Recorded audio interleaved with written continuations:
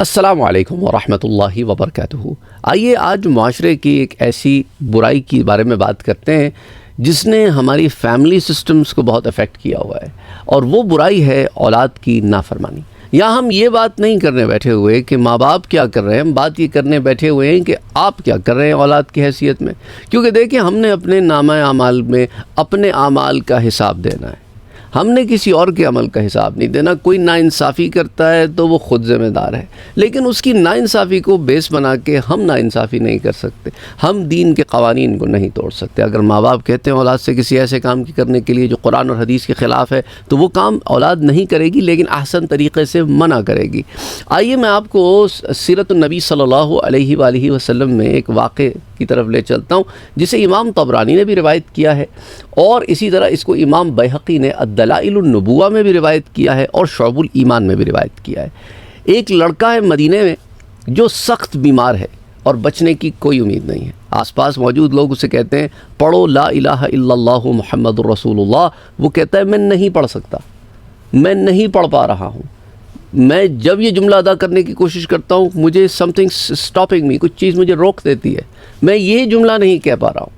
وہ لوگ حضور صلی اللہ علیہ وآلہ وسلم کی خدمت اقدس میں آئے اور حضور اکرم صلی اللہ علیہ وسلم کو یہ ساری بات بتائی، اور حضور اس لڑکے کے پاس خود تشریف لے گئے اور کہا کہ پڑھو لا الہ الا اللہ محمد رسول اللہ۔ اس نے کہا یا رسول اللہ میں نہیں پڑھ پا رہا ہوں۔ حضور نے فرمایا کہ کیا تمہارے خاندان میں کوئی ایسا شخص زندہ ہے جس کی تم نے نافرمانی کی ہو؟ اس نے کہا میری ماں وہ زندہ ہے۔ تو حضور نے اس کی ماں کو بلوا لیا، اور اس کی ماں جب آتی ہے تو پیارے نبی صلی اللہ علیہ وآلہ وسلم پوچھتے ہیں اے عورت، یہ تیرا بیٹا ہے؟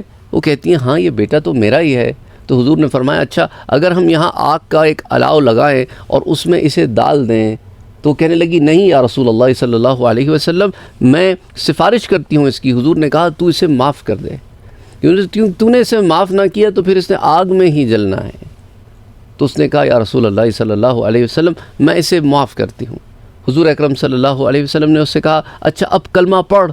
تو اس نے اس دفعہ کلمہ پڑھ لیا کہ لا الہ الا اللہ محمد الرسول اللہ صلی اللہ علیہ وآلہ وسلم۔ تو میرے پیارے نبی صلی اللہ علیہ وآلہ وسلم نے اس موقع پہ فرمایا کہ الحمدللہ الذی انقذہ من النار، سب تعریفیں اس رب کے لیے ہیں، اس اللہ کے لیے ہیں جس نے اس بچے کو، اس آدمی کو جہنم کی آگ سے بچا لیا۔ کیونکہ یہ اس عالم میں مر جاتا تو برزخ میں بھی عذاب میں ہوتا اور پھر جہنم کے عذاب میں بھی ہوتا۔